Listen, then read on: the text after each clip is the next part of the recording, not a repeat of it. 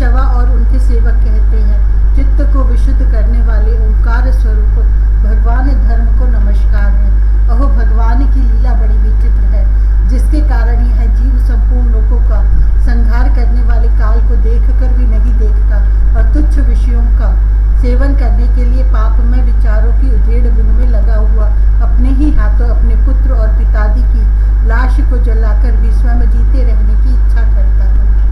विद्वान लोग जगत को नश्वर बताते हैं और सूक्ष्मदर्शी आत्मज्ञानी ऐसा ही देखते भी हैं, तो भी जन्म रहित प्रभु आपकी माया से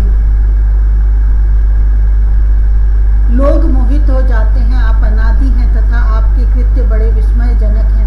मैं आपको नमस्कार करता हूँ। परमात्मन, आप अकर्ता और माया के आवरण से रहित हैं, तो भी जगत की उत्पत्ति स्थिति और प्रलय ये आपके ही कर्म माने गए हैं, सो ठीक ही है, इसमें कोई आश्चर्य की बात नहीं है,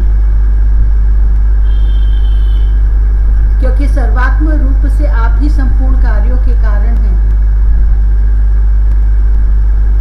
और अपने शुद्ध स्वरूप से इस कार्य कारण भाव से सर्वथा अतीत है। आपका विग्रह मनुष्य और घोड़े का संयुक्त रूप है।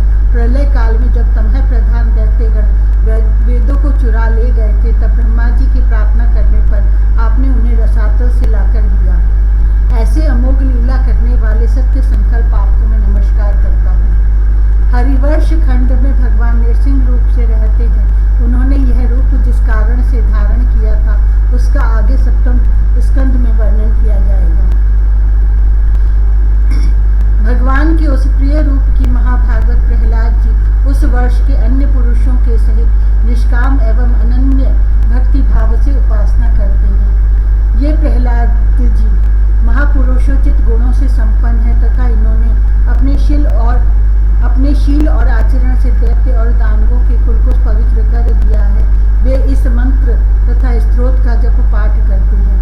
ओंकार स्वरूप भगवान श्री नरसिंह देव जी को नमस्कार है। आप अग्नि आदि तेजों से भी तेज हैं, आपको नमस्कार है। हे वज्रनख, हे वज्रदर्श, आप हमारे समीप प्रकट होइए, प्रकट होइए।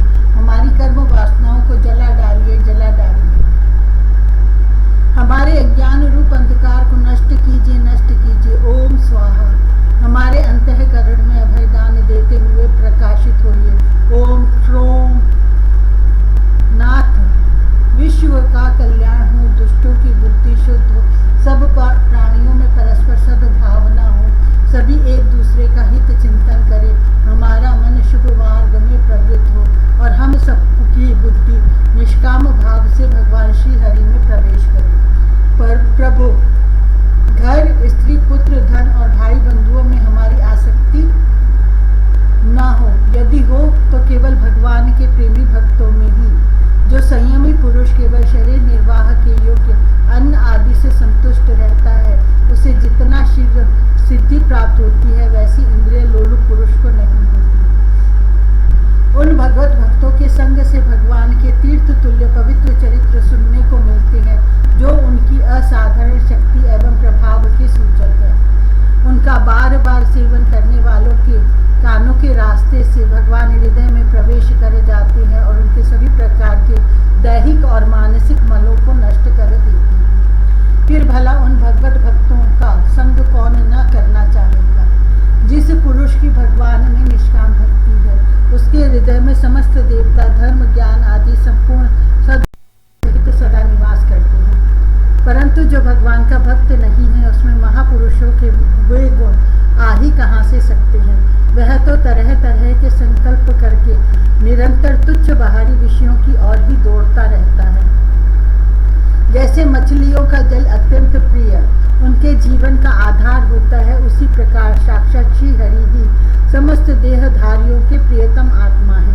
उन्हें त्याग कर यदि कोई महत्व अभिमानी पुरुष घर में आसक्त रहता है, तो उस दशा में स्त्री पुरुषों का बड़प्पन केवल आयु को लेकर ही माना जाता है, गुण की दृष्टि से नहीं। अतः असुरगण, तुम तृष्णा, राग, विषाद, क्रोध, अभिमान, इच्छा, भय, दीनता और मानसिक संताप के मूल तथा जन्म मरण रूप संसार चक्र का वहन करने वाले गृह आदि को त्याग कर भगवान नरसिंह के निर्भय चरण कमलों का आश्रय लो। केतुमाल वर्ष में लक्ष्मी जी का तथा संवत्सर नामक प्रजापति के पुत्र और पुत्रियों का प्रिय करने के लिए भगवान कामदेव रूप से निवास करते हैं। उन रात्रि की अभिमानी देवता रूप कन्या और दिवस अभिमानी देवता रूप पुत्रों की संख्या मनुष्य की 100 वर्ष की आयु के दिन और रात के बराबर अर्थात 36 हजार वर्ष है और वे ही उस वर्ष के अधिपति हैं। वे कन्याएं परम पुरुष श्री नारायण की श्रेष्ठ अस्त्र सुदर्शन चक्र के तेज से डर जाती हैं, इसलिए प्रत्येक वर्ष के अंत में उनके गर्भ नष्ट होकर गिर जाते हैं। भगवान अपने सुललित गति विलास से सुशोभित मधुर मंद मुस्कान से मनोहर लीलापूर्ण चारु चितवन से कुछ झुके हुए सुंदर भ्रूमंडल की छबीली छटा के द्वारा बदनार बिंद का राशि राशि सौंदर्य उंडेल कर सौंदर्य देवी श्री लक्ष्मी जी को अत्यंत आनंदित करते और स्वयं भी आनंदित होते रहते हैं। श्री लक्ष्मी जी परम समाधि योग के द्वारा भगवान के उस मायामय स्वरूप की रात्रि के समय प्रजापति संवत्सर की कन्याओं सहित और दिन में उनके पतियों के सहित आराधना और वे इस मंत्र का जप करती हुई भगवान की स्तुति करती हैं। जो इंद्रियों की नियंत्रण और संपूर्ण श्रेष्ठ वस्तुओं में आकर हैं, क्रिया शक्ति, ज्ञान शक्ति और संकल्प अध्यवसाय आदि चित्त के धर्मों तथा उनके विषयों के ईश्वर हैं। 11 इंद्रिय और 5 विषय 16 कलाओं से युक्त है, वेदोक्त कर्मों से प्राप्त होते हैं तथा अन्नमय, अमृतमय और सर्वमय है। उन मानसिक, इंद्रिय एवं शारीरिक बल स्वरूप परम सुंदर भगवान कामदेव ओम राम रीम रूम इन बीज मंत्रों के सहित सब ओर से नमस्कार है। भगवान आप इंद्रियों के अधीश्वर हैं। स्त्रियां तरह तरह के कठोर व्रतों से आपकी ही आराधना करके अन्य लौकिक पतियों की इच्छा किया करती हैं, किंतु वे उनके प्रिय पुत्र, धन और आयु की रक्षा नहीं कर सकते, क्योंकि वे स्वयं ही परतंत्र हैं। सच्चा पति, रक्षा करने वाला यह ईश्वर वही है जो स्वयं सर्वथा निर्भय हो और दूसरे भयभीत लोगों की सब प्रकार से रक्षा कर सके। ऐसे पति एकमात्र आप ही हैं। यदि एक से अधिक ईश्वर माने जाएं, तो उन्हें एक दूसरे से भय होने की संभावना है। अतएव आप अपनी प्राप्ति से बढ़कर और किसी लाभ को नहीं मानते। भगवान, जो स्त्री आपके चरण कमलों का पूजन ही चाहती है और किसी वस्तु की इच्छा नहीं करती, उसकी सभी कामनाएं पूर्ण हो जाती है, किंतु जो किसी एक कामना को लेकर आपकी उपासना करती है, उसे आप केवल वही वस्तु देते हैं और जब भोग समाप्त होने पर वह नष्ट हो जाती है तो उसके लिए उसे संतप्त होना पड़ता है। अजित, मुझे पाने के लिए इंद्रिय सुख के अभिलाषी ब्रह्मा और रुद्र आदि समस्त सुरासुर घोर तपस्या करते रहते हैं, किंतु आपके चरण कमलों का आश्रय लेने वाले भक्त के सिवा मुझे कोई पा नहीं सकता, क्योंकि मेरा मन तो आप में ही लगा रहता है। अच्युत, आप अपने जिस वंदनीय कर कमल को भक्तों के मस्तक पर रखते हैं, उसे मेरे सिर पर भी रखिए। वरेण्य, आप मुझे केवल श्री लांछन रूप से अपने वक्ष स्थल में ही धारण करते हैं, सो आप सर्वसमर्थ हैं। आप अपनी माया से जो लीलाएं करते हैं, उनका रहस्य कौन जान सकता है। रम्यक वर्ष में भगवान ने वहां के अधिपति मनु को पूर्व काल में अपना परम प्रिय मत्स्य रूप दिखाया था। मनु जी इस समय भी भगवान के उसी रूप की बड़े भक्ति भाव से उपासना करते हैं और इस मंत्र का जाप करते हुए स्तुति करते हैं। सत्व प्रधान, मुख्य प्राण, सूत्रात्मा तथा मनोबल, इंद्रिय बल और शरीर बल, ओंकार पद के अर्थ सर्वश्रेष्ठ भगवान महामत्स्य को बार बार नमस्कार है। प्रभु, नट जिस प्रकार कठपुतलियों को नचाते हैं, उसी प्रकार आप ब्राह्मण आदि नामों की डोरी से संपूर्ण विश्व को अपने अधीन करके नचा रहे हैं, अतः आप ही सबके प्रेरक हैं। आपको ब्रह्मा आदि लोकपाल गण भी नहीं देख सकते, तथापि आप समस्त प्राणियों के भीतर प्राण रूप से और बाहर वायु रूप से निरंतर संचार करते रहते हैं। वेद ही आपका महान शब्द है। एक बार इंद्र आदि इंद्रियाभिमानी देवताओं को प्राण स्वरूप आपसे डाहा हुआ, तब आपके अलग हो जाने पर भी अलग अलग अथवा आपस में मिलकर भी मनुष्य, पशु, स्थावर, जंगम आदि जितने शरीर दिखाई देते हैं, उनमें से किसी की बहुत यत्न करने पर भी रक्षा नहीं कर सकी। अजन्मा प्रभु, आपने मेरे सहित समस्त औषध और लताओं की आश्रय रूपा इस पृथ्वी को लेकर बड़े बड़े उत्ताल तरंगों से युक्त प्रलयकालीन समुद्र में बड़े उत्साह से विहार किया था।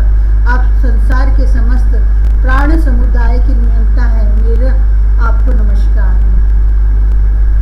हिरण्यमय वर्ष में भगवान कच्छप रूप धारण करके रहते हैं। वहाँ के निवासियों के सहित पितृराज अरिमा भगवान की उस प्रियतम मूर्ति की उपासना करते हैं और इस मंत्र को निरंतर जपते हुए स्तुति करते हैं, जो संपूर्ण सत्व गुण से युक्त है, जल में विचरते रहने के कारण जिनके स्थान का कोई निश्चय नहीं है तथा जो काल की मर्यादा के बाहर है, उन ओंकार स्वरूप सर्वव्यापक सर्वाधार भगवान कच्छप को बार बार नमस्कार है। भगवान अनेक रूपों में प्रतीत होने वाला यह दृश्य प्रपंच यद्यपि मिथ्या ही निश्चय होता है, इसलिए इसकी वस्तुतः कोई संख्या नहीं है, तथापि यह माया से प्रकाशित होने वाला आपका ही रूप है। ऐसे अनिर्वचनीय आपको मेरा नमस्कार है। एकमात्र आप ही जरायुज, श्वेतज, अंडज, उद्भिज, जंगम, स्थावर, देवता, ऋषि, पितृगण, भूत, इंद्रिय, स्वर्ग, आकाश, पृथ्वी, पर्वत, नदी, समुद्र, द्वीप, ग्रह और तारा आदि विभिन्न नामों से प्रसिद्ध हैं। आप असंख्य नाम, रूप और आकृतियों से युक्त है। कपिल आदि विद्वानों ने जो आप में 24 तत्वों की संख्या निश्चित की है, वह जिस तत्व दृष्टि का उदय होने पर निवृत्त हो जाती है, वह भी वस्तुतः आपका ही स्वरूप है। ऐसे सांख्य सिद्धांत स्वरूप आपको मेरा नमस्कार है।